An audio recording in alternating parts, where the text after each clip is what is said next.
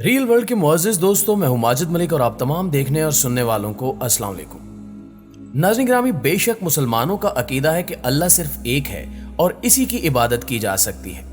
لیکن ہماری تاریخ میں کچھ ایسے بدبخت بھی گزرے ہیں جو غرور اور تکبر میں خدائی کا دعویٰ کر بیٹھے، جن میں سے ایک فرعون بھی ہے، جس کا انجام اس قدر بھیانک تھا کہ سن کر روح تک کانپ جاتی ہے،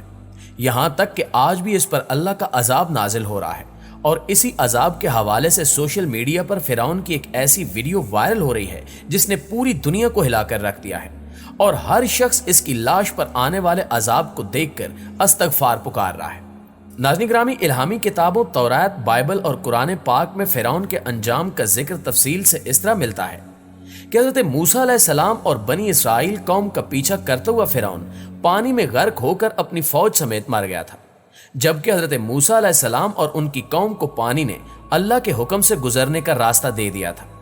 اس کے بعد اس کا کیا ہوا، اس بارے میں بائبل اور تورات خاموش ہیں، لیکن قرآن پاک میں اس کے انجام کے بارے میں ایک بہت ہی عجیب بات کہی گئی تھی، جس کا ترجمہ کچھ یوں ہے: بس ہم تیرے بدن کو نکال کر محفوظ کر لیں گے تاکہ تو بعد میں آنے والوں کے لیے عبرت بن جائے۔ سورہ یونس آیت نمبر 92۔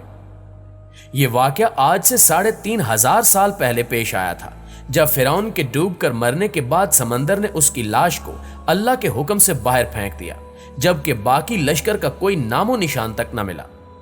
مصریوں میں سے کسی شخص نے ساحل پر پڑی فرعون کی لاش پہچان کر اہل دربار کو بتایا، پھر بادشاہ کے حکم سے فرعون کی لاش کو محل پہنچایا گیا، پھر درباریوں نے اس کی لاش کو مثالیں لگا کر اسے پوری شان اور احترام سے تابوت میں رکھ کر محفوظ کر دیا، مگر حنوط کرنے کے عمل کے دوران ان سے ایک غلطی ہو گئی تھی، اور وہ یہ تھی کہ فرعون کیونکہ سمندر میں ڈوب کر مرا تھا اور مرنے کے کچھ عرصے تک پانی میں رہنے کی وجہ سے اس کے جسم پر سمندری نمکیات کی ایک تہ جمی رہ گئی تھی، لہٰذا مصریوں نے اس کی لاش پر نمکیات کی وہ تہ اسی طرح رہنے دی اور اسے اسی طرح حنوط کر دیا۔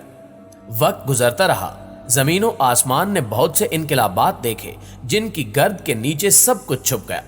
حتیٰ کہ فرعونوں کی حنوط شدہ لاشیں بھی زمین کی تہوں میں چھپ گئیں۔ ان کے نام صرف کتابوں، ان کی تعمیرات اور لوگوں کے ذہنوں میں رہ گئے۔ سن 1871 میں مصر کے ایک شہر الغورنیہ سے تعلق رکھنے والے غریب اور معمولی چور احمد عبد الرسول کو فرعونوں کی حنوط شدہ لاشوں کی طرف جانے والے خفیہ راستے تک رسائی مل گئی۔ ایک دن وہ دریا نیل کے کنارے کے قریب طبیسہ کے مقام پر اسی سلسلے میں پھیل رہا تھا جب اسے ایک خفیہ راستے کا پتہ چلا۔ وہاں وہ نوادرات کی چوری کے لیے جگہ کھود رہا تھا کہ اسی دوران اسے کچھ لوگوں نے پکڑ لیا اور پولیس کے حوالے کر دیا۔ وہ جس جگہ کو کھود رہا تھا وہاں سے ملنے والے راستے کی جب مسلسل کھدائی کی گئی تو 1891 کو دوسری ممیوں کے ساتھ اسی غرق ہونے والے فرعون کی لاش بھی مل گئی، جس کے بعد سے لے کر آج تک فرعون کے اس ڈھانچے کو محفوظ رکھا گیا ہے تاکہ لوگ اس سے عبرت حاصل کریں۔ ناظرین گرامی، فرعون کے اسی ڈھانچے نما لاش کو لے کر سوشل میڈیا پر یہ بات گردش کر رہی ہے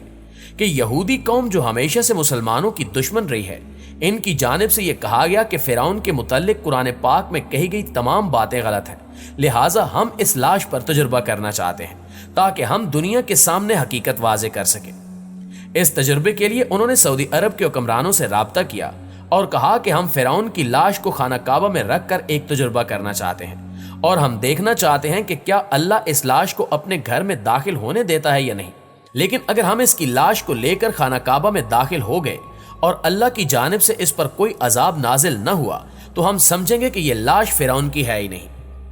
اسی صورتحال کو دیکھتے ہوئے سعودی حکومت نے اجازت دے دی، لہٰذا یہ لوگ اس لاش کو ایک جنازے کی صورت میں لے کر خانہ کعبہ میں داخل ہو گئے، اور جیسے ہی انہوں نے اس لاش کو وہاں رکھا تو اس میں سے خوفناک چیونٹیاں نکلنے لگیں اور یہ سب ڈر کر وہاں سے بھاگ نکلے۔ اس خبر کو سننے کے بعد سوشل میڈیا پر ایک ہلچل مچ گئی اور لوگوں کی جانب سے مختلف قسم کے سوال سامنے آنے لگے، جن کو دیکھ کر ہم نے فیصلہ کیا کہ اس خبر کی تحقیق کی جائے۔ لہٰذا جب ہماری ٹیم نے سعودی ذرائع سے اس خبر کی حقیقت معلوم کی تو ان کی جانب سے صاف الفاظ میں بتایا گیا کہ یہاں ایسا کوئی واقعہ پیش نہیں آیا اور نہ ہی آ سکتا ہے، کیونکہ اسلام کے مطابق یہ بات واضح ہے کہ کوئی بھی غیر مسلم خانہ کعبہ میں داخل نہیں ہو سکتا۔ اس حوالے سے ایک آیت کریمہ کا ترجمہ کچھ یوں ہے کہ ایمان والو، مشرک نرے ناپاک ہیں تو اس سال یعنی کہ سن 9 ہجری کے بعد وہ مسجد حرام کے پاس نہ آنے پائیں۔ इस आयत करीमा के बाद जरा भी शक नहीं रह जाता कि कोई यहूदी या गैर मुस्लिम खाना काबा में दाखिल हो सकता है, लिहाजा ये वायरल होने वाली खबर सरासर झूठ पर मबनी है। इसके अलावा अगर आप हरमैन शरीफैन की जानिब जाती हुई सड़कों को देखें तो वहां भी चंद ऐसे बोर्ड नस्ब हैं जिन पर वाज़े तौर पर लिखा है कि इस रास्ते पर सिर्फ मुसलमान सफर कर सकते हैं, क्योंकि यह रास्ता हरमैन शरीफैन की जानिब जाता है। प्यारे दोस्तों, कहा जाता है कि फिरौन वो वाहिद शख्स है जिसकी लाश पर गोश्त तरोताजा है और लगता है कि अभी किसी ने इसको सुलाया है। इसकी लाश पर गोश्त बढ़ता रहता है, लिहाजा हर साल 15 मार्च को इन्होंने इसी म्यूजियम में चूहे रखे हुए हैं जो इसके ऊपर छोड़ते हैं और वो इसका बड़ा हुआ गोश्त खा जाते हैं और फिर इसकी ड्रेसिंग की जाती है और इसको शीशे में रख दिया जाता है जहां पड़ा हुआ लगता है कि ये कोई सोया हुआ आदमी है। अभी हाल ही में साइंसदानों की जानिब से यह जानने की बहुत कोशिश की गई कि किस तरह फिरौन की शक्लो सूरत को जांचा जाए कि आज से 3,500 साल पहले फिरौन कैसा दिखाई देता था। इस मकसद के लिए हर तरह की जदीद से जदीद टेक्नोलॉजी का इस्तेमाल किया गया और फिर आखिरकार साइंसदानों की बेइंतहा मेहनत और टेक्नोलॉजी के इस्तेमाल से फिरौन की मसनूई शक्ल तैयार कर ली गई है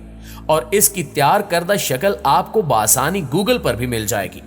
फिरौन की शक्ल तैयार करने के बाद साइंसदान ये दावा कर रहे हैं कि ये आखिरी हद तक असली फिरौन की शक्ल से मिलती जुलती है और वो इस मिशन को अपने लिए एक बड़ी कामयाबी करार दे रहे हैं। दोस्तों, इसी की शक्ल तैयार करने के लिए तमाम तर तजुर्बात फ्रांस में किए गए। जब फिरौन रमेसेस दोयम की ममी को मिस्र से फ्रांस ले जाया गया तो मिस्री हुकूमत ने इस कदीम फिरौन के लिए खास तौर पर पासपोर्ट जारी किया ताकि वो फ्रांस का सफर कर सके।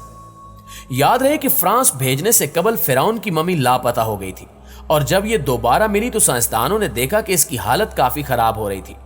यह सूरत हाल देखते हुए इसे जदीद साइंसी तकनीक से महफूज बनाने और इसकी मसनूई शक्ल बनाने के लिए फ्रांसीसी माहिरीन के पास भेजने का फैसला किया गया।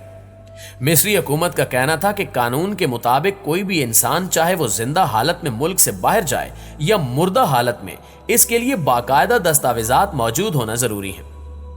रमेसेस दोम के लिए भी मिस्री हुकूमत ने पासपोर्ट जारी किया, अगरचे वो एक बादशाह था जो 3,000 साल कबल इसी सरजमीन पर बादशाही कर चुका था। पासपोर्ट पर इसके पेशे के खाने में बादशाह आन जहानी लिखा गया। मिस्री मीडिया ने अंदर की कहानी बताते हुए कहा कि रमेसेस दोम को पासपोर्ट सिर्फ मशहूरी के लिए जारी नहीं किया गया था, बल्कि इसका असल मकसद कुछ और था। उनका कहना था कि एक ममी को पासपोर्ट जारी करने का असल मकसद उसे वो कानूनी शनाख्त देना था जो पासपोर्ट की वजह से किसी भी मुल्क के शहरी को हासिल होती है, यानी अब कोई और मुल्क इसकी मिल्कियत का दावा नहीं कर सकता। रमेसेस दोयम को पासपोर्ट जारी करके इस बात को यकीनी बनाया गया था कि इसकी वापसी में कोई मसला पैदा नहीं होगा। पासपोर्ट जारी करने के बाद मिस्री हुकूमत को यह तसल्ली हो गई कि यह ममी इन्हें वापस मिल जाएगी। फ्रांस में कुछ अरसे के बाद तजुर्बात के बाद इस ममी को वापस मिस्र के हवाले कर दिया गया, जो आज भी मिस्र के एक नुमाइश घर में मौजूद है। जी तो प्यारे साथियों, ये थी हमारी आज की वीडियो कैसी लगी कमेंट करके हमें जरूर बताइएगा। इंशाअल्लाह आपसे मुलाकात होती है अगली वीडियो में। तब तक अपना और अपने प्यारों का ढेर सारा ख्याल रखिए। अल्लाह निगहबान।